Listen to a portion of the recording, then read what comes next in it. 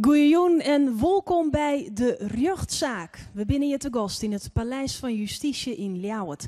Dagelijks worden hier rjochtzaken gehouden. Vertochten die het vak komen matten en die dan veroordeeld worden of vrijsprutsen. Maar ja, hoe gaat dat dan in zijn werk, zo'n rjochtzaak? Nou, jong beziekje we daar duidelijkheid hoe te gaan. We zullen in geerwerking met Justitie in Ljouwert een zaak volslaan naspelen. En je kunt het dus van begin tot eind bij aanwezig wezen. En de mensen die hier in de zaal aanwezig binnen, die kunnen ik mooi discussiëren en mooi praten over het verin van deze zaak. Ook hier aanwezig is passerjochter Leo Wemers. Nou, wat dadelijk maar door in Hoesten van, wat is een passerjochter? Dat is heel simpel. Dat is de rechter die een toelichting geeft op uitspraken als de pers dat wil, of radio of televisie. Nou, stiet de zaak op punt van begin. We zullen hier een heel soort stoel staan achter een tafel. Allereerst deze stoel, die is voor de vertochten. Jong vanzelf spelen toch een acteur, dus geen echte vertochten. Maar die tafel erachter, 4 stoel, 1 persoon zit er al. Wie komt er net te zitten? In het midden komt de voorzitter te zitten. Dat is de man in dit geval die de leiding heeft over het onderzoek vandaag. Stelt de vragen, zorgt dat de orde gehandhaafd wordt. Naast hem, links en rechts, voor ons hier vandaan, zitten 2 andere rechters. De linker wordt de oudste rechter genoemd, de rechter de jongste rechter. Niets met leeftijd te maken, maar dat heeft van doen welke rechter heeft het meeste ervaring, is het langste rechter. Helemaal rechts, daar zit de griffier. Griffier is een belangrijke schakel, houdt alles bij, zet alles op papier, maakt later het proces verbaal op. En helemaal links zit de officier van justitie. Hij is lid van het Openbaar Ministerie, dat is de instantie die verantwoordelijk is voor de opsporing en vervolging van strafbare feiten. En hij is eigenlijk de man die de zaak voor de rechter heeft gebracht. En vervolgens zit daar de advocaat. Van de verdachte. Van de verdachte. Ja. Waarom 3 rechters? Nou, in Nederland is het zo, bij zware zaken, ook ingewikkelde zaken, maar zware zaken zoals deze, dan wordt het niet door 1 rechter gedaan, maar dan wordt het door 3 rechters gedaan. En de zaak dat het Joert alleer omdraait is een oerval op een winkel in Ljouwert. Goeie winkel, daar heb ik nog een telefoon. Daar hebben we Joert.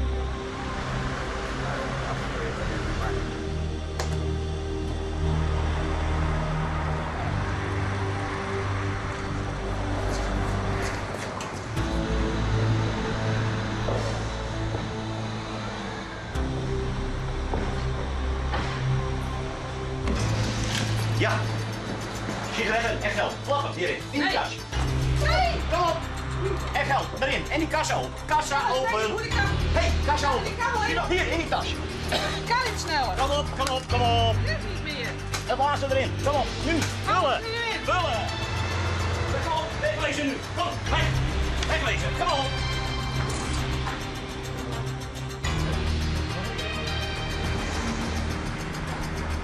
Ik ben overvallen, help!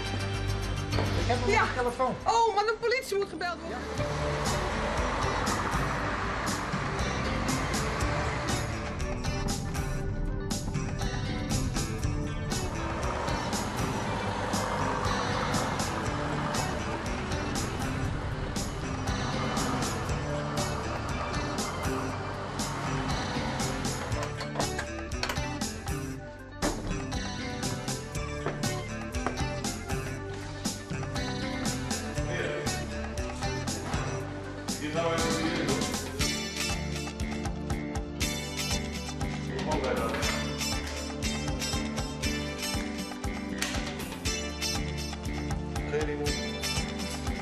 Goed, even optillen alstublieft.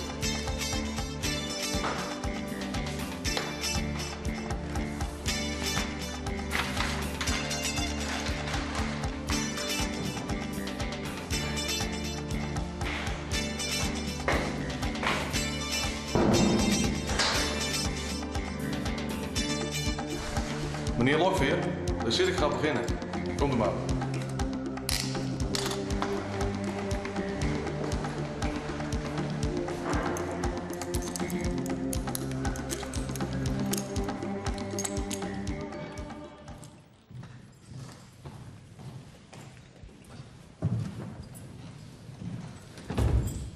De rechtbank, wilt u gaan staan?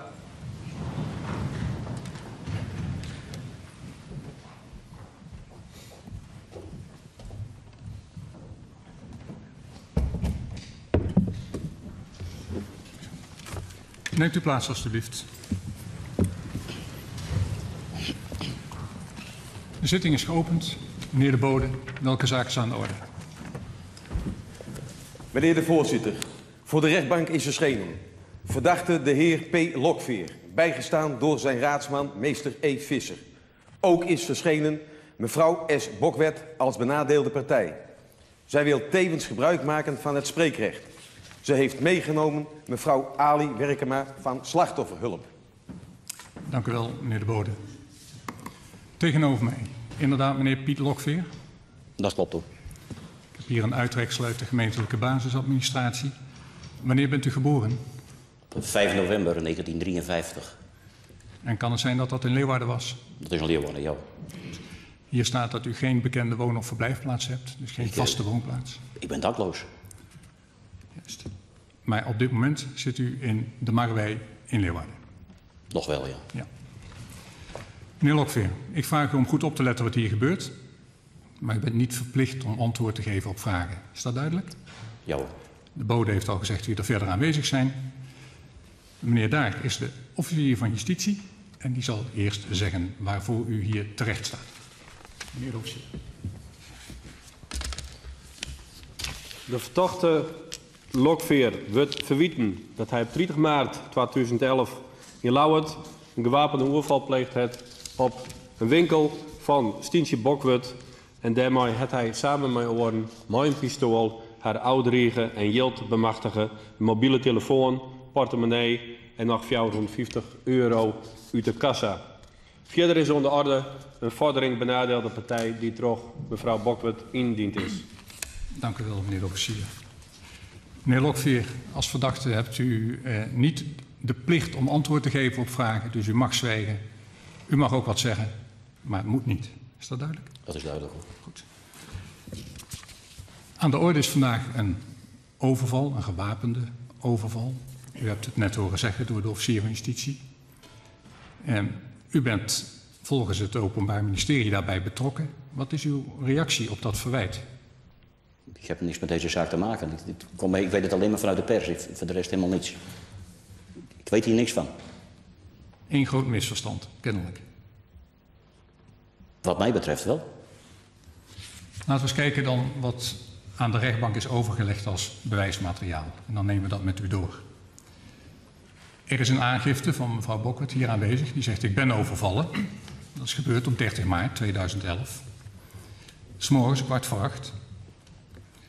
Als ik uw verklaring in het dossier goed gelezen heb, dan zegt u niet dat klopt niet. U zegt niet die overval heeft helemaal niet plaatsgevonden. Ik weet alleen van deze overval uit de pers en wat er in de stad wordt verteld. Maar ik weet van niks. U was er niet bij betrokken? Nee, zeer zeker niet. Nou, ze zegt 2 man kwamen de winkel binnen, allebei met een bivakmuts op.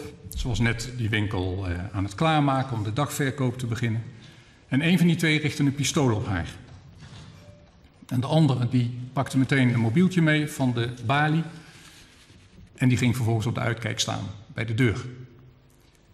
Ze zegt, ja, die beide mannen hadden een wat stevig postuur. Herkent u dat bij uzelf, dat u een stevig postuur hebt? Nou, wat stevig, maar... Dat is het dan. Dat vind ik het meegezegd, ja. Ja. En zij zegt, vervolgens heb ik geld gedaan in de tas die die overvaller met een pistool bij zich had. Ik heb ook sigaretten erin gedaan. In mijn zenuwen heb ik zelfs mijn portemonnee er nog in gedaan in die tas. En in die portemonnee zaten ook mijn rijbewijs en mijn bankpasje. Nou, ik ben verschrikkelijk geschrokken, want het is al de 3e keer in 5 jaar tijd dat ik een overval in mijn winkel meemaak. En ik heb me dus ook, zegt ze, tot slachtofferhulp gewend om daarbij begeleid te worden bij de gevolgen. De politie, zo lees ik in het procesverbaal, heeft vervolgens dat meteen opgepakt. Is een onderzoek begonnen, heeft aanknoping gezocht bij het mobieltje. En heeft ook camerabeelden bekeken die gemaakt zijn met de beveiligingscamera van de betreffende winkel. En daar is eigenlijk op te zien wat mevrouw Bokwet beschrijft. Dus dat pistool wat op haar gericht wordt en die 2 mannen met die bivakmutsen, dat is daar allemaal op te zien. Alleen wat er niet op te zien is wie die 2 mannen zijn. Dat is het probleem. Dat hou ik u maar voor. Zoals gezegd, dat mobieltje wordt als aanknopingspunt gebruikt. Het nummer van dat mobieltje wordt, zoals wij dat noemen, onder de tap gelegd. En vervolgens wordt er gekeken of er misschien gebeld wordt met dat mobieltje. En dat is het geval. Eigenlijk relatief kort na die overval, die was dus 's morgens, op 30 maart 's morgens om 7:15 ongeveer. Dan wordt er in de loop van de volgende nacht, 31 maart om 3:55, haal ik uit het dossier, is er een tapgesprek tussen een meneer en een andere meneer. En die eerste meneer, daarvan is later vastgesteld dat dat zou zijn een meneer Kabelman. Dat heeft hij zelf ook gezegd. En die meneer Kabelman, die is 3 maanden geleden door deze rechtbank veroordeeld voor deze overval. Want hij heeft zijn aandeel daarin bekend. Uw zaak is toen niet behandeld. Uw advocaat was toen ziek. Daarom zijn we vandaag met uw zaak verder gegaan. Maar andere rechters van deze rechtbank hebben toen 3 maanden geleden meneer Kabelman voor zich gehad en hem veroordeeld voor deze overval. Hij bekende ook volledig. En hij heeft toen gezegd, nou dat tapgesprek dat klopt, daar was ik bij betrokken. En wat wordt daar dan in gezegd? Die meneer Kabelman die belt met een andere persoon en zegt, gaat alles goed met je? En die andere persoon die zegt dan, prima. En dan vraagt meneer Kabelman, heb je nog wat sigaretten voor mij? En het geld heb ik ook nodig, zegt hij. Nou, zegt die andere persoon, daar wil ik het even niet over hebben. Was u die andere persoon? Ik was inderdaad die andere persoon, dat klopt, ja. Dat hebben wij ook gezien, dat u dat bij de politie bekend hebt. En kunt u nou een toelichting geven op wat u in dat gesprek gezegd hebt met die meneer Kabelman? Het gevraagde van Kabelman kan ik niet leveren. We lenen af en toe van elkaar en dat is geld en sigaretten. En dat zeg ik in het jaar waar wij zitten. We hebben niet veel, dus wat we hebben moeten we met elkaar delen. Maar ik kon hem niks leveren op dat moment. Ik had geen geld. Nee, maar hij heeft het ook niet zomaar over geld. Hij zegt, het geld heb ik nodig. Kabelman die zegt wel zoveel, dat brabbeltaal. Dat kunt u niet plaatsen. En er is nog een ander gesprek, dat kort daarna, 5:30 's morgens, in diezelfde nacht zeg maar, weer een gesprek tussen u beiden. En dan zegt die Kabelman zegt tegen u, de politie is al behoorlijk bezig met die overval. En dan zegt u, is goed, niks aan de hand, dat gaat wel over. Is goed, niks aan de hand, dat gaat wel over. Wat bedoelt u daarmee? Ja, dat is hetzelfde wat ik al zei. Hij zegt zoveel. En ik heb het aangenomen van, nou ja, slechte nacht gehad, misschien te veel gedronken. Het zal allemaal wel. Maar hebt u vaak dit soort gesprekken met hem? Ja, van zijn kant af is hij niet echt... loopt niet allemaal gelijk. Loopt allemaal niet goed. Maar ja, u zegt dus, het gaat wel over. Wat moet er dan overgaan? Dat van Kabelman, denk ik dan. Dat van Kabelman. Oké. Nou, de politie heeft, u erkent dat hier ook op de zitting, dat u die andere persoon aan de lijn was. De politie heeft uw stem ook herkend en is mede daarom bij u terechtgekomen. En u bent aangehouden, maar daarover direct. De rechter die aan deze kant naast mij zit, die wil even spreken met u over die aanhouding. Ja, meneer Lokveer, u bent aangehouden de volgende dag, 31 maart om 9 uur 's avonds in het opvangcentrum voor daklozen. Hè? Dat klopt volgens mij. Dat klopt hoor, ja. En als ik het goed heb, lag u toen lekker onder de dekens van uw bed wat u net gekregen had. Ook nog. Ja, ja, hè? Ja, eindelijk een bed. Ja, eindelijk een bed. Want was het zo dat u nou net daar die nacht voor het eerst sliep? Sinds 5 nachten had ik eigenlijk weer een bed. Dan is dat lekker, ja. Dus dat klopt wel met de informatie die het opvangcentrum heeft gegeven dat het bed net verschoond was. Dat denk ik, dat dat dan wel zou kunnen kloppen. Ja, daar let ik niet op. Nee, u dacht, lekker, u ligt in bed. Juist, nou is het bijzondere, meneer Lokveer, en dat zult u ongetwijfeld met uw raadsman hebben doorgenomen, dat net in dat bed, onder de dekens, de portemonnee van de aangeefster is gevonden. Met daarin de 2 pasjes die ook vermist waren. Ik weet dat niet hoor, ik heb dat niet gevoeld, ik ben meteen gaan slapen. Is dat niet wel makkelijk, meneer Lokveer? Als u 5 nachten op straat zwerft en u kunt gaan liggen, dan slaap ik meteen. En de ander ook, neem ik aan. Bed net verschoond? Lekker. Ja. Portemonnee heeft u daar niet neergelegd? Nee, zeker niet. Ik heb niks met deze zaak te maken. Meneer Lokveer, toen u dan was aangehouden, bent u door de politie meegenomen vanuit dat opvangcentrum. 2 verbalisanten die zijn gekomen om u op te halen. Die hebben gezegd, ja, wij moeten u ophalen. U bent aangehouden wegens een overval.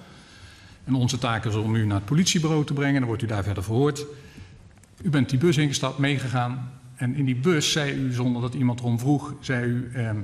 heeft die klojo van een kabelman soms gezongen? Heeft die klojo van een kabelman soms gezongen? Hebt u dat gezegd? Dat heb ik gezegd, ja. En wat bedoelt u daarmee?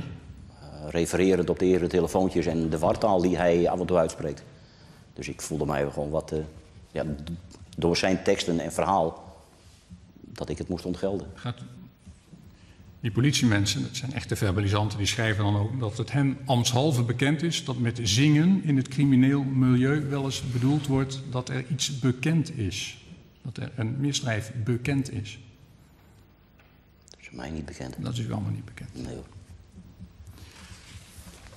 De politie heeft vastgesteld, op basis van de camerabeelden, dat u een wat stevige postuur hebt. Dat heb ik al genoemd. De collega links naast mij die wil met u nog even over de verklaring van meneer Kabelman spreken. Meneer Kabelman heeft bij de politie een bekennende verklaring afgelegd over deze overval. Het is een maat van u, toch? Ja, dat klopt. Ja. Hij zegt daar dat hij de overval heeft gepleegd met een andere maat. En dat die maat een neppistool bij zich had. En dat dat degene is geweest die dat heeft gericht op de winkelierster. Wilt u daarop reageren? Ja, daar kan ik niet op reageren. Ik doe het nu wel, maar ik was daar niet bij. U zegt, ik ben niet... Nogmaals, ik ben niet die mededader geweest. En wat daar is gezegd door die maat van geld en sigaretten snel... en later die gesprekken over sigaretten... u zegt, dat is een verband wat niet gelegd moet worden met mij. Nee. Dat was mij. Dank u wel. U hebt bij de politie ook een verklaring afgelegd. Die is vrijwel gelijkluidend aan wat u hier vandaag op de zitting hebt gezegd. Ik maak er nog melding van dat er een getuige is geweest. Die stond bij de sigarettenwinkel waar het om gaat. Stond die gewoon even een transactie bij de pinautomaat te doen. En die hoorde lawaai en die heeft zich omgedraaid. En heeft onmiddellijk zijn mobieltje gepakt en een foto gemaakt van de overvaller die bij hem langsliep. Alleen toen was die overvaller ook nog steeds gemaskerd. Hij heeft die foto wel ter beschikking gesteld aan de politie. Maar die foto heeft niet kunnen leiden tot identificatie. Behalve dan dat later meneer Kabelman heeft gezegd, ja, dat was ik. Dus die heeft dat bekend. Maar goed, hij heeft niet een foto genomen van de andere man die wegrende. In dit stadium zijn er vragen bij de officier van justitie over de feiten aan meneer. Nee, dank u. De zaak ligt voor mij volstrekt duidelijk. Meneer de advocaat, hebt u vragen aan uw eigen cliënt? Ja, ik heb 1 vraag. U bent 's avonds aangehouden. Heeft de politie u gezegd dat u met een advocaat contact mocht opnemen eerst? Nee. Helemaal niet over gesproken met u? Daar is niet over gesproken. U bent meteen de auto ingezet en afgevoerd? Juist. Goed, verder geen vragen. Dank u wel. Goed. Meneer Lokveer, even inzoomen op uw persoon. We hebben een reclasseringsrapport over u, daarover zo dadelijk. Maar we hebben ook uw strafblad. Dat zit hier ook in het dossier. Dat strafblad is aanzienlijk. Vele diefstallen staan erop. Maar in het bijzonder noem ik ook dat u in 2007 veroordeeld bent voor een gewapende overval. En in 2008 ook. En u bent nu voor de 3e keer dus met de rechter in aanraking wegens een gewapende overval. Klopt dat, die 2 eerdere keren? Herkent u dat? Ja, dat herken ik, maar ik heb daar wel van geleerd dat dat niet meer moet. En dat ik wel op het rechte pad wil. Maar die derde, nogmaals, ik was daar niet bij. Dat is duidelijk. Die eerste keer hebt u 30 maanden gehad en de tweede keer 3 jaar. Dat meld ik ook nog. Ja. Er is dus een reclasseringsrapport. En de rechter naast mij, aan deze zijde, die zal dat met u doornemen. Ik heb dat reclasseringsrapport gelezen. Het is ook met u besproken. U weet wat erin staat. Ja. En als ik dat dan zo lees, dat is niet een heel erg gunstig beeld van uw omstandigheden. Ik hoorde u zojuist zeggen, ik wil een beter leven nadat ik eerder veroordeeld ben geweest. Maar ik lees daarin geen vaste woon- of verblijfplaats. U overnacht in opvanghuizen. Een jeugd die niet heel erg positief is verlopen, geen enkele opleiding. Een sociale omgeving die bestaat uit maten in het criminele milieu. Middelen, alles wat u eigenlijk kon krijgen, dat gebruikt u. Alcohol, ecstasy, cocaïne. En ook wat geld betreft, u heeft geen inkomsten, u leeft van een uitkering. Ja. Hoe moet dat nu verder met u? Want het is niet zo positief hoe dit hier uitkomt. Ja, ik probeer eigenlijk de eindjes aan elkaar te knopen. En ik heb sinds kort weer een relatie en ik hoop dat dat wat beter gaat. Laten we dat hopen. Ik heb begrepen dat u ook een nieuwe vriendin hebt. Dat is ook gerapporteerd in dat reclasseringsrapport. Daar zijn we voldoende over geïnformeerd. We willen vandaag ook nog even spreken met het slachtoffer hier in de zaal aanwezig. Dat is mevrouw Bokwert. En ik noem haar slachtoffer, omdat ook u niet betwist dat er wel een overval in haar winkel heeft plaatsgevonden. Mevrouw Bokwert, u hebt een vordering ingediend. U wil gewoon geld. Namelijk de schade die u hebt ondervonden als gevolg van de diefstal. En u wil ook smartengeld. Ja. U hebt ook op schrift gesteld wat u overkomen is. En u hebt gezegd, ik wil dat graag toelichten op de zitting. Dat mag. Daar heeft u het recht op. Wilt u iets zeggen? Ja. Maar ik ben heel erg... Als ik heel emotioneel ben, dan spreek ik liever in het Fries. Mag dat ook? Ga vooral uw gang. Ja, ik ben sinds de oerval is het helemaal mis met mij. Ik werk net met dwang en ik sliep nachts niet meer. Ik heb nog heel even gezocht om in de winkel te stieren, maar elke keer als er iemand binnenkwam, dan schrok ik sabot. Moest ik googlen en helemaal doorsturen. Nou, er zit nou een oor in mijn winkel en dat vind ik heel verschrikkelijk, want ik had altijd maar heel veel willen dienen. En als ik thuis kom, dan ben ik er net meer bij en ik had wat bij thuis en dan kan ik net meer goed verzorgen. En ik weet gewoon nog net meer hoe het verder moet. Want ik ben eerder doorvallen geweest en heel tijd koeken waar wat bij opkomen, maar dit is me gewoon te volle. Dus ik weet gewoon net meer hoe het verder moet. En hoe gaat het nu met de winkel? Is die nog steeds open? Ja, maar daar zit nou iemand in. Die had ik ingehuurd om het voor mij open te houden. Kunt u dat betalen? Ja, ik heb lokker een verzekering uitsluiten. Daar kan wel een schofje van betalen worden, maar net, ik weet net hoe lang. Ik weet net hoe het verder moet. Dank u wel. Los van de vraag of meneer Lokveer schuldig is aan waar we het vandaag over hebben. Het gaat om een overval. Het is goed dat u gekomen bent. Het was in uw winkel. Het is goed dat u hier op de zitting gesproken hebt. De rechters houden het West. We hadden vertochten jet en we hadden de vrouw jet die overvallen is in haar winkel. De zaak is delzetten, de feiten die binnen op tafel liggen. Ik ben benieuwd wat de mensen hier in het publiek van de zaak ontzafie vinden. Nou, ik even naar Jota. Is de zaak helder wat jou belangrijk? Misschien wel even stingen? Nou nee, bepaald helder is het nog net. De man is net herkend. De man heeft natuurlijk wel een verliezen dat er op het shirt dat het er net al te best uitzocht. Maar ik heb er net gehoord dat er echt een bewijs op tafel ligt dat het dus een man is. Ja, die portemonnee is voen in zijn bed. Het wie een nijbed voor de opvang. Hij looit erin, die beurs die looit erin. Dat is net opvallend. Ja, dat is wel opvallend. En ik heb zelf ook de indruk dat het wel zo best is. Maar is dat voldoende? Ken een oor dat ik in het bed liggen heb? Als je in een opvanghuis, daar ben ik zelf nog niet in geweest en ik hoop je direct naar te komen. Maar ik kan me voorstellen dat er in en uit wordt. En ja, dan heb je dan toch een probleem, denk ik, als je dat alleen nog als bewijs neemt. Maar goed, we moeten misschien hoe het verder rent. Misschien heeft de officier nog veel meer bewijzen die er nou nog onder de pet had. We zullen het afwachten. Aan deze kant, wat vies je van deze zaak? Het lijkt mij duidelijk. Volgens mij is het blijft een recidivist natuurlijk. Iemand die vaker veroordeeld is? Vaker veroordeeld is. Er is vrij veel bewijs gevonden, dus mij lijkt de zaak toch vrij helder. Nu zegt die andere meneer net, het blijft allemaal onduidelijk. Hij ontkent en er zijn niet hele harde bewijzen. Nou, ik vind de portemonnee toch wel een vrij hard bewijs. Ik bedoel, die duikt niet zomaar ergens op natuurlijk. Daarbij, het is niet iemand die dit voor het eerst doet. Dus het lijkt mij, het hangt natuurlijk af van de jurisprudentie, maar volgens mij is de zaak vrij helder. Nou, je niet zei dat het helder is en je niet zei dat het nog net zo duidelijk is. Wat vind jij van deze zaak? Nou ja, hij had wel verschillende dingen schimpven zelfs, maar echt een bewijs is er nog net. Die portemonnee wel verzeld, dat is net zo goed voor hem. Maar ja, ik verzeker je, de rechter kan hem net op veroordelen, wat er nou weet. Wat voor de vragen die de rechter stelt heeft, wat vond je daarvan? Ja, die vond ik wel goed, ja. Maar ja, hij weet zal je goed om antwoorden. Ja, dus bij jou er wel grote twijfel? Ja, ik had twijfel. Ja.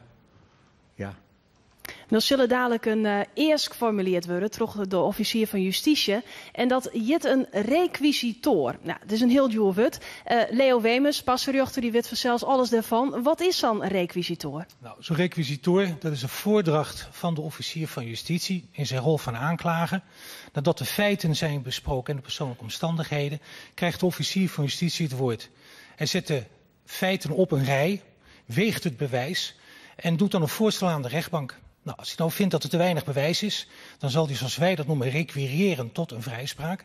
Is hij een andere mening toegedaan en vindt hij dat er voldoende bewijs is, dan zal hij tegen de rechter zeggen, ik vind dat deze man op basis van dat bewijs moet worden veroordeeld. En als u hem veroordeelt, dan vind ik ook dat er een bepaalde straf moet worden opgelegd en dat heet de strafeis. Nou, de strafeis die zullen we dus dadelijk sharen. Mevrouw, wat denken jou? Wat voor eerst zal de officier daar lezen? Ik besta geen Fries. Wat voor eis zal de officier neerleggen, denkt u? Ik denk dat het twijfelachtig is. Maar dat bed met dat spul erin vind ik wel vreemd. Dat vind ik verdacht, verder niet. We zullen zien hoe de zaak hem verder ontwikkelen zal. En daarvan jou ik het woord weer om aan de voorzitter. Meneer Lokveer, we gaan verder met de zaak. We hebben de feiten en uw omstandigheden besproken. En dan is het moment in het proces aangebroken dat de officier van justitie kan zeggen wat hij van de zaak vindt. En ik kom daarna bij uw advocaat, die kan namens u het woord ter verdediging voeren. En als mensen op elkaar willen reageren, kan dat ook nog. Eerst het woord aan de officier van justitie. Bij deze. Dank u wel, geachte voorzitter, leden van het college, raadsman. Op dit moment is er in Nederland op de radio en televisie een landelijke campagne Sjen Oervallen. En dan hebben we geregeld, bijvoorbeeld op een radiospotje, van dat een vrouw al elke dag weer opnieuw oervallen wordt. Toen ik dat de eerste keer jerde, dacht ik van, hé, je klopt iets niet, dat is toch wel heel erg. En vervolgens bleek duidelijk dat het slachtoffer weer die elke keer weer herbeleefde wat haar oerkomen is. En jere Joet hebben zo'n zaak waar datzelfde onderhaan is. Waar heel duidelijk hier van het slachtoffer hoe zwier als ze er rond is, nog steeds niet ontwerkt. En elke keer weer herbeleefd van wat haar oerkomen is. Het heeft een ontzettende impact. En dat is ik verder stellen, want in zijn eigen wenning viel hij op die best, dat is die eigen veiligheid, maar vaak ik in die zaak die het opbouwd heeft. En hier heeft mevrouw alle ziel en zaligheid inlijnd en vervolgens wordt dat verstoord door twee die alleen nog uitbinnen op wat yield. En wat gebeurt er met dat yield? Dat wordt vaak gebruikt, dat is nou onduidelijk, maar er wordt vaak gebruikt voor wat heroïne, wat materiële zaken en zo wat. En dat weegt nooit op zien de skeer die omgebracht wordt, zien een vrouw die gewoon voor haar werk bezig is.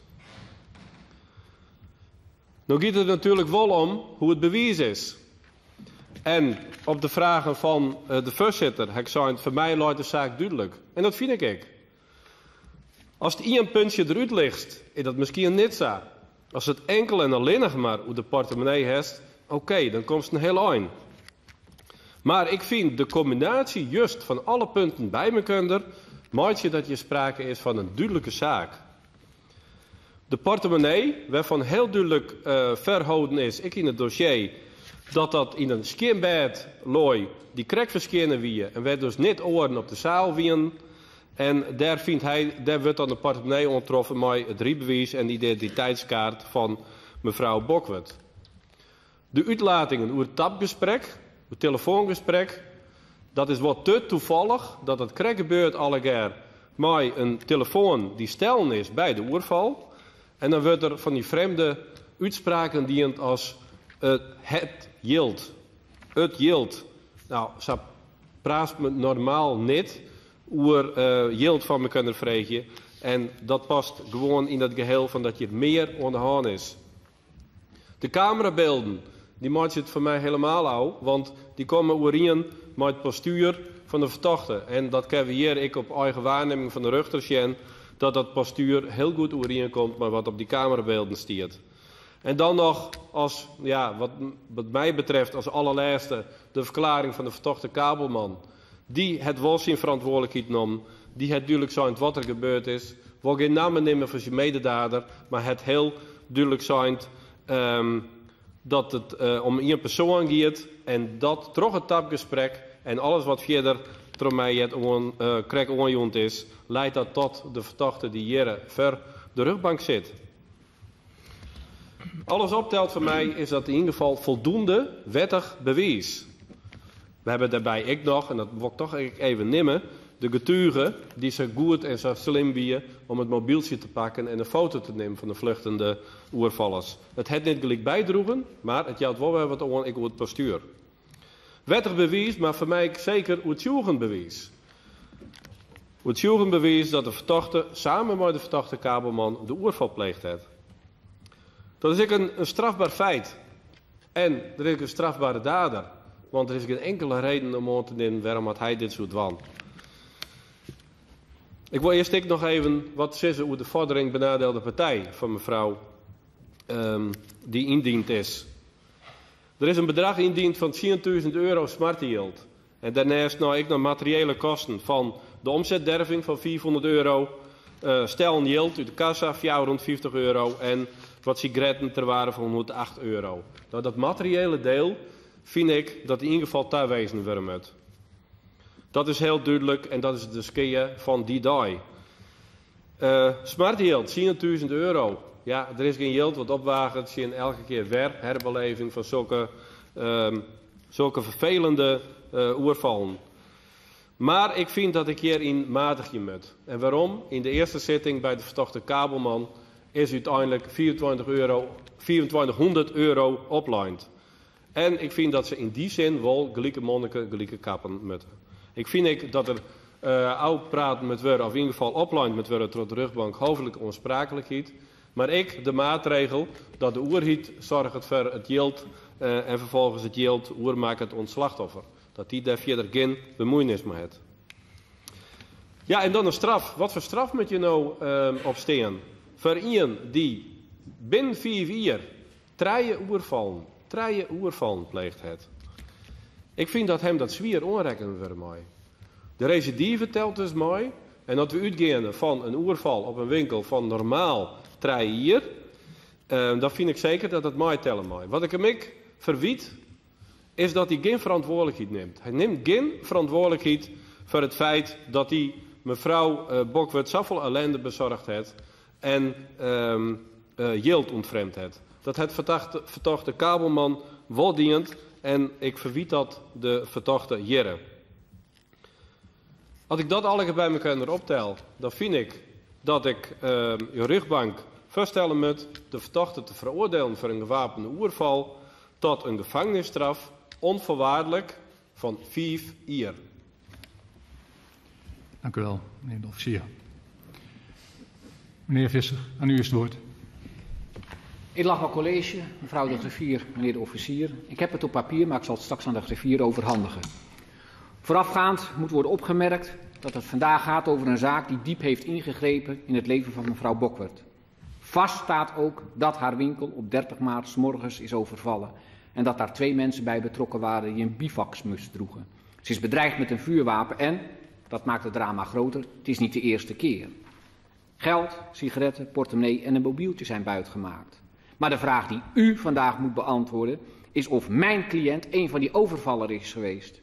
Daarbij moet u niet alleen beoordelen of er wettig bewijs is, een voldoende wettig bewijs, maar u moet ook de overtuiging hebben dat hij een van die daders is. Mijn cliënt ontkent. Zou u zonder meer op zijn verklaring afgaan, dan zou u onmiddellijk moeten vrijspreken. Maar ik heb de officier een aantal argumenten horen vertellen waarom hij vindt dat mijn cliënt wel veroordeeld zou moeten worden. Dus ik ga er ook op in. Uit het dossier blijkt het volgende. Het gaat om 2 personen die allebei een bivakmuts droegen. Omdat deze personen een bivakmuts droegen, heeft het slachtoffer hen niet goed kunnen beschrijven en is er ook geen compositietekening gemaakt. Er is weliswaar, zoals de officier zegt, een foto gemaakt van een van de overvallers, maar dat is hetzelfde probleem. Iemand met een bivakmuts op, niet herkenbaar in beeld. De enige omschrijving die mevrouw zelf geeft, is dat beide daders een stevig postuur hadden. Nou, over stevig kun je discussiëren. Ik vind mijzelf stevig en dan denk ik dat voor cliënt toch een wat ruigere mededeling op zijn plaats is. Dus dat spreekt al in het voordeel. Het is meer dan stevig en daar wil ik hem niet mee beledigen. Een van de daders is inmiddels veroordeeld. Hij heeft bekend het feit te hebben gepleegd samen met een ander, maar hij noemt de naam van mijn cliënt absoluut niet. Wel geeft hij aan, en dat is toch opvallend, ten aanzien van de telefoongesprekken, dat het inderdaad met cliënt gevoerd is. En dat cliënt een duidelijke stem heeft. Maar laat het duidelijk zijn, u hoort mijn stem is ook duidelijk. En ik sta hier niet terecht. En mijn cliënt wel. Mijn cliënt heeft inderdaad amateurtoneel gedaan. Maar als hij zo getraind is, waaraan wordt gerefereerd in het dossier, dan zou hij toch niet zo dom zijn om zijn eigen stem niet te verdraaien. Dan zou hij gezorgd hebben dat hij anders geklonken had. Er zijn tap is er gelegd op het mobieltje. Dat is vrij lang na de overval, pas 's middags om 2 uur. En mijn cliënt heeft ook bekend dat hij die gesprekken gevoerd heeft. Maar cliënt en kabelman kenden elkaar langer en u heeft hem ook horen zeggen. Geld, sigaretten, het is een ruilmiddel. Over en weer onder elkaar van mensen die in zo'n positie terecht zijn gekomen, dakloos. En wat zegt dan het woord het? Het zegt mij niks, dat zeg ik u eerlijk. Bovendien, ook het feit dat de portemonnee in het bed is aangetroffen van mijn cliënt. U heeft het al gehoord, een opvanghuis. In- en uitlopen. Die portemonnee kan daar zijn neergelegd. Misschien om te verstoppen, maar misschien zelfs om mijn cliënt valselijk te kunnen beschuldigen. Het bed was daarvoor pas verschoond. Kortom, de portemonnee hoeft niet aan cliënt gelinkt te worden. In mijn ogen ook onvoldoende. Daarbij moet ook worden opgemerkt dat er verder niets is aangetroffen ten nadele van cliënt. Geen sigaretten, pistool is niet aangetroffen, maar ook het geld bij cliënt was niet van een zodanige hoeveelheid dat je zou zeggen, hé, dat kan alleen maar van een overval afkomstig zijn. En zou het ook niet logischer zijn geweest dat als cliënt al die spullen had verstopt, dat ook het pistool en andere dingen gevonden zouden zijn?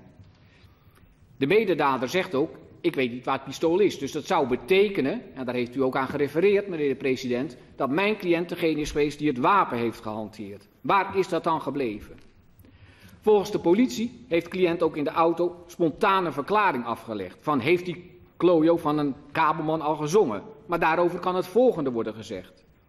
Ik wil er nadrukkelijk op wijzen dat zingen meer betekenissen kan hebben dan die de politie eraan geeft. In het criminele milieu wordt zingen bijvoorbeeld ook wel gebruikt om aan te geven dat iemand onder dreiging wat is gaan vertellen. Gewoon een vals verhaal gaat vertellen. En u weet, er worden drukmiddelen gebruikt. Niet ongeoorloofd, maar wel iemand die inderdaad aan het praten kan worden gebracht. Ten slotte, en dat vind ik een heel belangrijk element. Niet mag meewegen bij uw oordeel dat cliënt al vaker met justitie in aanraking is geweest. U dient zich als rechter los te maken van eens een dief, altijd een dief. Kort samenvattend ben ik van oordeel dat op basis van alles wat er in het dossier is, er onvoldoende wettig, maar met name niet overtuigend bewijs aanwezig is om mijn cliënt te veroordelen. En ik verzoek u daarom ook om cliënt vrij te spreken. Dank u wel. Dank u wel, meneer Visser. Ik richt mij nog even tot mevrouw Bokwert. U hebt gehoord dat de officier van justitie zegt, uw materiële schade, dus het geld dat weggenomen is en de sigaretten, dat moet u vergoed krijgen. Maar hij heeft ook gezegd, smartengeld van 10.000, dat lijkt wat veel. Ik vraag u 2.500 toe te wijzen. Wat vindt u daarvan? Oh, dat vind ik vissen te min, want ik ben echt heel net met mezelf. En dat elke minuut van de dag dan moet ik gewoon denken en dat is verschrikkelijk. En daar ken heel dat geheeltje op, absoluut niet. Maar ik hier gewoon hoop dat wat ik vregen hier, dat Dat ik dat wel krijgen zo. Want het is echt heel erg wat er met mij gebeurd is. Goed, dank u wel. Meneer de officier van justitie, wilt u nog repliceren op wat de advocaat gezegd heeft? Ja, dankjewel. Nog even kort. Ik ga niet zo volle nijs uit, want het is natuurlijk, kijk, dat is de taak van de advocaat, om in het belang van zijn cliënt te praten. Maar ik wil toch nog wel even zeggen op een iets detail. Zoals van dat jongen, ja, dat heb ik een orenbetekenis voor. Nou, ik heb nooit jongen in het woordenboek van het Bargoens. En er is maar één uitdrukking voor het jongen en dat betekent als ik eens praten. En helemaal niet onder de druk van wat ik altijd jaar van de politie. Dat is helemaal niet, kabelman, het helemaal niet druk opzetten door de politie. Dat we het te makkelijk, vind ik, altijd gebruik van maken. Verder is de uitlating in de auto geheel spontaan gebeurd. Dus totaal net een vraag geweest van de politie, niks. Dat alles vind dat ik bloed bij wat ik in eerste instantie eiste. Dank u wel. Kijk naar u, meneer Visser. Wilt u nog reageren? Nou, één opmerking dat spontaan. Ik heb al gevraagd, de cliënt was aangehouden. En dan zit je niet in de makkelijkste positie. En dan zet ik spontaan duidelijk tussen aanhalingstekens. Dank u wel. Kom ik weer bij u, meneer Lokveer. We zijn bijna aan het eind van deze zitting gekomen. U hebt terecht op het laatste woord. Wilt u nog wat zeggen? Ja, heel graag. Ik heb in overleg met mijn advocaat wat op papier gezet. En dat het wat gemakkelijker praat van mij dan. Nou, ga uw gang.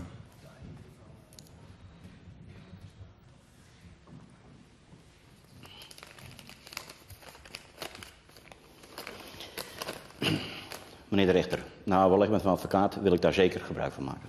Zoals ik al zei. Ik heb het, omdat de situatie mij erg heeft aangegrepen, iets op papier gezet.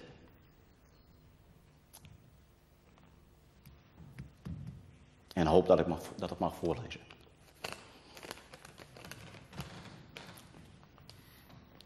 Nogmaals zeg ik dat ik met deze overval niets heb te maken, maar totaal ook niets. Men probeert mij erin te luizen. Ik heb geleerd van de vorige veroordelingen en probeer mijn leven nu weer op de rails te krijgen. Leven is niet plezierig en zorgeloos te noemen van mij. Maar met behulp van mijn nieuwe vriendin en de instanties denk ik dat het mij moet lukken om toch op het rechte pad te komen. En dat was wat ik aan u kwijt wilde. Dank u wel.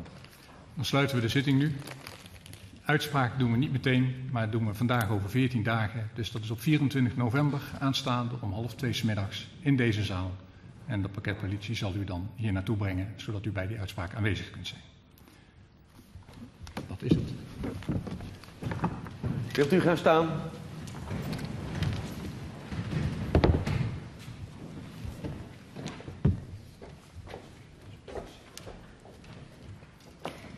Ja, gewoon is dat dus over 2 weekends zo'n uitspraak. Joen is een speciale joen, dus die uitspraak die zal dadelijk om een minuut of 15 worden. Je mag trouwens al hier weer even zitten gaan, want ze binnen door uit. Ja, ze binnen al hier voort. Ja, de eerste is dus bekend. Het pleidooi van de advocaat is die en we hebben vertochten jet. Ja, en hij bloot erop hammering. Ik wie er net bij, ik ben onschuldig. En mijn persoonlijke situatie is op dit stuit zaten dat ik eigenlijk je misstappen begin wol en kin. En ja, een gevangenisstraf, dat zou mij alleen nog maar meer in een probleem brengen. Nou, ik ben benieuwd. Wat vind je van dit verhaal hier? Wie wil daar iets zo zeggen? Toen bleef het heel stil. Ja, mevrouw. Je mag even steen in dat kind. Ik vind ten eerste, de uitspraak is nogal dingend. Uitspraak, maar ze hebben vergeten, het die meneer ik een alibi werd er op dat stuit weer. En de goeie gewoonte is ik nog wel eens om de handdrukken van de beurs naar te zien. Ben je van hem of ben je van Noor? Dat is helemaal uit de sprake geweest. En dat vind ik dan een van de belangrijkste dingen. We hebben niet op dat tijdstip. Dus dan eerst dan die deadline is door de officier van justitie van 4-4. Dat vind je ook te volle? Ja, ik vind het hele verschrikkelijk iets, die oorval. Maar ja, oordelen, dat ken ik net, want er moet ook meer uitzocht worden wat hij weer. Nou, duidelijk wat jouw mening daarover is. Dit seconde nog even. Wat vind je jou? Ja, ik begin een beetje over te hangen naar de officier van justitie. Ik weet correct, toen twijfelde ik nogal wat, maar de advocaat wie ik wel sterk, maar ik jou toch ook de officier van justitie gelijk een beetje. Waarom? Ja, het is een gevoel. Ik kan ik net correct zeggen waarom.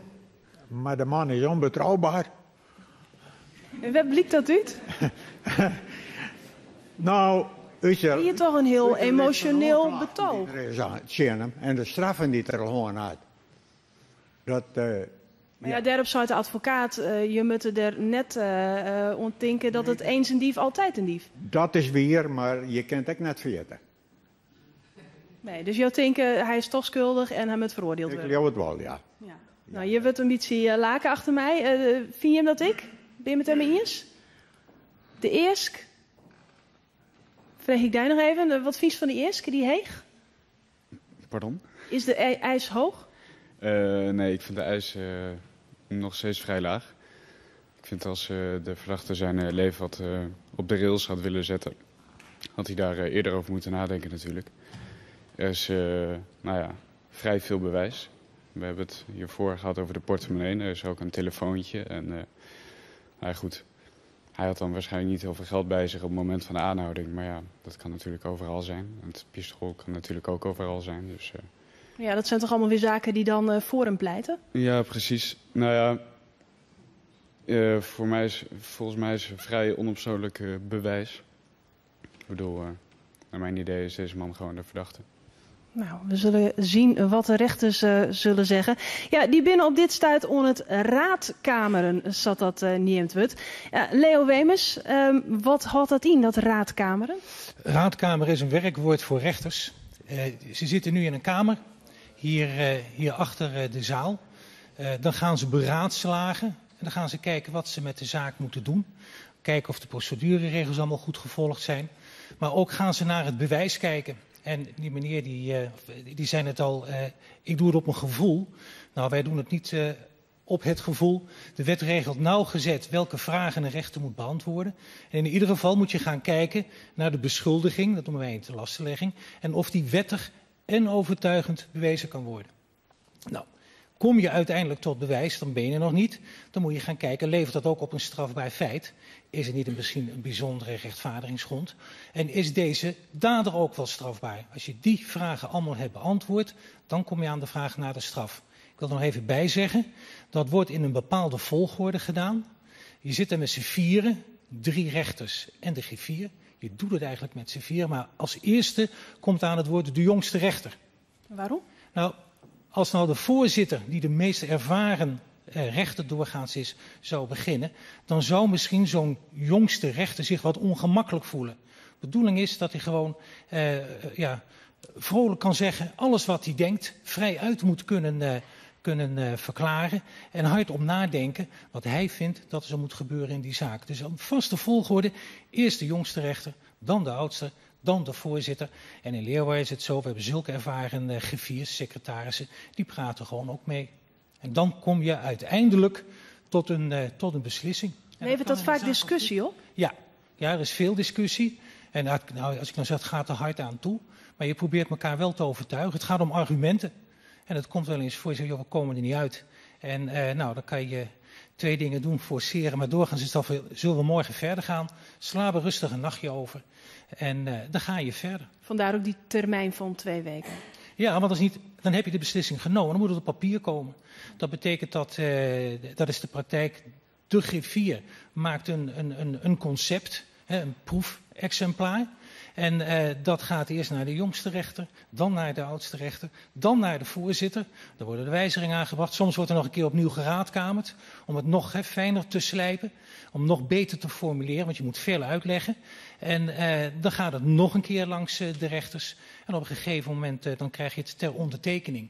Dus die 2 weken die zijn eigenlijk wel nodig. Hard nodig, omdat je heel wat zaken hebt. Nu wordt er ook nog gesproken over het geheim van de raadkamer. Ja. Nou, dat ligt in de wet vast. Wij mogen niet, als je in raadkamer zit, ga je ook niet met collega's vertellen wat er besproken is. Reden is dat je het vertrouwen moet hebben dat je vrij uit kunt spreken in de raadkamer. Dat is het geheim van de raadkamer, mag je niet schenden. Zou ik dat wel doen, dan denk ik dat ik heel snel naar de president einde moet. carrière. En dat is het, gaat u maar vanuit einde carrière. Daar houden we ons ook aan. Wij weten ook niet van andere zaken, wat over 2 weken de uitkomst zal zijn. Nou, 2 weken die gaan bij Omroep Friesland hartstikke hut, want de uitspraak die eerder al hast. Dus hebben we hier Bode, ben je al klaar voor de uitspraak? Ja. Dames en heren, wilt u gaan staan? Ja, wat toch.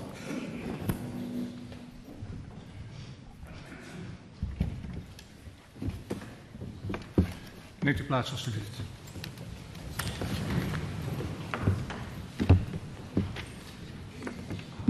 Meneer Lokveer, we hebben elkaar 14 dagen geleden gezien. De rechtbank heeft nagedacht over uw zaak en komt vandaag tot een uitspraak. Die zal ik u ook vertellen wat die uitspraak is. En ik val met de deur in huis. En de rechtbank vindt wel bewezen dat u betrokken was bij die overval. En de rechtbank zal u daarvoor gevangenisstraf opleggen. Ik zal u ook uitleggen waarom we dat vinden. We hebben dat opgeschreven. En na afloop van de zitting krijgt u dat vonnis ook uitgereikt. Maar ik zal het u in het kort vertellen wat daarin staat. Voorop staat dat er een heldere en duidelijke aangifte is van mevrouw Bokwert. Die beschrijft precies wat er in haar winkel gebeurd is op die 30 maart van dit jaar. Het postuur van degene die op de camerabeelden te zien is, stemt overeen met het uwe. Nou is dat niet meteen doorslaggevend, maar het is één van de factoren. Uw mededeling aan de politiemensen toen u was aangehouden in dat opvangcentrum van heeft die klojo van een kabelman soms gezongen. Dat kan eigenlijk alleen maar een mededeling zijn van iemand die betrokken is bij een misdrijf. Want anders kunnen wij dat helemaal niet plaatsen. U hebt daar ook helemaal niet een aannemelijke verklaring voor gegeven.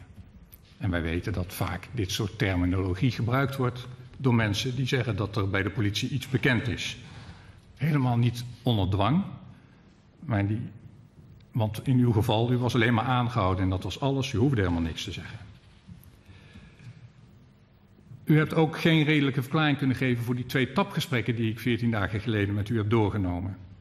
Het ene gesprek spreekt u over het geld, alsof u allebei aan iedere kant van de lijn heel goed begrijpt over welk geld het gaat. En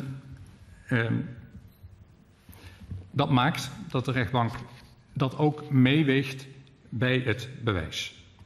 Heel belangrijk is ook dat in dat andere tapgesprek gesproken wordt over die overval. Ja, welke overval dan? Alsof u beiden dus heel goed weet over welke overval het gaat. U wil het er ook helemaal niet over hebben, want u weet veel te goed waar het over gaat. Dat is de reden waarom u er niet over spreekt. Van groot belang is ook dat de portemonnee van mevrouw Bokwert in uw bed is aangetroffen. Het was net opgemaakt, u lag er nog geen kwartiertje in. En die wordt er aangetroffen en u zegt ook nog, ik weet daar niks van. U heeft daar niks van gemerkt. Dat is vrij onaannemelijk. Het linkt u direct aan deze overval. Het kan theoretisch allemaal anders zijn. Het zou kunnen zijn dat dat geld, dat met name die portemonnee, dat die via een ander daar gekomen is, maar daar blijkt helemaal niks van. Al die dingen bij elkaar opgeteld leveren op wettig en overtuigend bewijs dat u die andere dader was. U bent ook strafbaar, daar krijgt u ook straf voor. Hoeveel straf? 4 jaar gevangenisstraf. Waarom? We hebben kort gekeken naar wat uw maat kabelman heeft gehad. Die heeft 3 jaar gehad, maar die heeft meteen bekend, die heeft zijn verantwoordelijkheid genomen. U hebt uw verantwoordelijkheid niet genomen. U hebt het al vaker gedaan, van groot belang. En u hebt het leven van mevrouw Bokwert behoorlijk verruïneerd, zoals ze hier op de zitting heeft gezegd.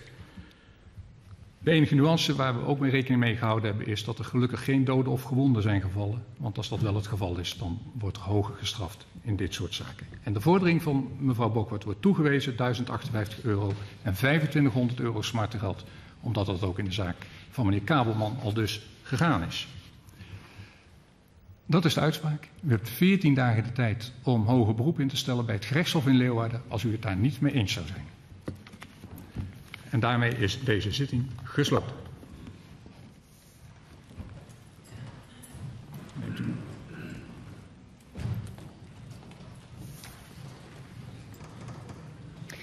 Je had het, de uitspraak is West krekt wat leger als de eerste van de officier van justitie. En dan gaat het benam om de gevangenisstraf. Net 4 jaar dat eerste is, maar 4 jaar is opline. Ja, Leo Wemers, budget dat nou ik dat hij echt van fjouwer hier achter de tralies gaat? Nou, de voorzitter zei al, 4 jaar met aftrek van voorarrest. Dat betekent dat de tijd die hij vast heeft gezeten wordt in mindering gebracht. En nu is het in Nederland zo, wij kennen de voorwaardelijke invrijheidstelling. Als de verdachte zich gedraagt in de gevangenis, even vanuitgaan dat hij niet in hoger beroep gaat en ook niet meer in cassatie, dan zegt de wet dat als het gaat om een straf van 2 jaar of langer, dat na 2/3 van de straf uitgezeten te hebben, komt iemand op vrije voeten. Zit hij wel in de proeftijd, kunnen de voorwaarden worden opgelegd. Dat betekent, ik had het al even van tevoren uitgerekend bij 4 jaar net toen ik daar zat, dat hij uiteindelijk 32 maanden moet gaan zitten. En hij gaat nou voeten dadelijk hier uit de rugbank waar de cel in en daar blijft er dan zitten? Daar ga ik wel vanuit, ja. En misschien dat hij in hoger beroep gaat. Maar dat betekent niet dat hij op vrije voeten komt. Dan blijft hij zitten. Mensen hier in de cel, verrassend is de zaak, de uitkomst, de uitspraak, de argumentatie. Je zit er nog heel bedenkelijk te sjen. Ja, wat vind je ervan? Nou, ik vond het vrij pittig. Ja. Kun je verwachten dat het Sarinnen zo? Nou, nee, dat niet. Die straf de mensen niet weer tamelijk zwier, ja. Ja. Want dan wie zeg je wel eens wat oors dat ze hier zal liggen binnen met die straffen, maar... Jouw beeld is wel verloren, nou joh. Het is een beetje verloren, ja. Ik zal er ook zo denken. Respect voor het Rugscollege, wat is Alle respect. Ja, hè. Ik vond, hij had het echt wel verzinnen, maar als hij die er al dingen had, dan... Ja, want je wie in het begin net zo het joegen. Je zei, nou ja, er is net zo volle bewijs. Nee, maar de officier van justitie die had me wat oorhalen, want die kwam mij al die feiten achter elkaar. En dan denk je, ja, dat is een hele lijst. Ja. Maar dan jij toch, ik werd pleidooi van de advocaat en die giet er dan wat Janine? Dat wie ik wel sterk en hij weer zelfs ook wel goed voor hem. Maar nee, ik vind dit toch heel knap. Ja, ja. En dat er dan toch nog weer een IRA giet, in tegenstelling tot de eerste? Ja, maar ja, je zat met de woorden aan. Hè? Dat is een pittige tijd zitten. Ja, zeker, nou. Nog meer mensen die je wat uit de sis, nee, Jo, misschien? Je wie in het begin even ontwet? Ik wie in het begin twijfelmoedig, maar ik ben het wel met de vorige spreker eens. De voorzitter had het goed op mijn rij zet. En als je dat dan inderdaad afweegt, dan kan ik toch wel respect hebben voor het vonnis wat nou uitsprutsen is. Dat er wel schuldig is. En dan, ja, die fjouwer hier, dat is natuurlijk, ja, ik weet het net of te licht of te zwier straffen. Ik weet wel dat het verskorend is als mensen een geweldconflict beginnen. We hebben gehoord dat tussen vrouw totaal de triet kwijt is. En dat een keer zo'n je haast zei ze van, lid ze voorlopig maar wat, om mij hoeft net altijd in de gevangenis, maar lid ze toch in elk geval wat dwalen, dat zo'n crimineel op een of andere manier ik eens wat dwaan kan ten behoeve van een maatschappij, zodat ik leren kan dat er echt wat een orenwaai in gaat. Maar dat is een oorhaatstik als wat we die een jong behandelen. Ja. Het jouw beeld wel verhoren van de rechtspraak? Het heeft mijn beeld verhoren, ja. De uitspraak van de voorzitter weer voor mij tegen het jongen. Mevrouw, jou wie en ik al jeder on het wut. Is het een verrassende uitkomst dat jou onbelangrijk? Nou ja, verrassend. Ik vind wel dat hij straf hem had. Hè. Maar de bewijzen niet. Het zat je jaren over de telefoon en over het beurs in bed. En dat hij wel net echt zei. Die gingen nou bekend en hier er volle minder straf kregen misschien. En die vrouw moet wel goed meer te komen, want dat is smartengeld. Dat kun je nooit te volle krijgen. Dat maakt het verhaal ook wel sterk dat het vrouw hier haar wedie. Ja, geweldig. Ja, dan weet je het. Je ziet vaak overal en in de kranten schrijnend, vind ik het. Ja. Nou, ja, zo'n uitspraak die hakte dan wel even in. Dit wie de rechtszaak. Een programma in gearworking met justitie in Ljouwert, waarin we van een jongen een rechtszaak naspelen. Dus voor alle duidelijkheid, de vertochte die je van een jongen ziet, die is er zelfs net een echte vertochte, maar is gewoon een acteur. Ja, om dat maar even duidelijk te krijgen. Doel weer van een jongen om je hem thuis en je in de cel te laten hoe zo'n rechtszaak in zijn werk gaat. We hopen dat dat duidelijk worden is.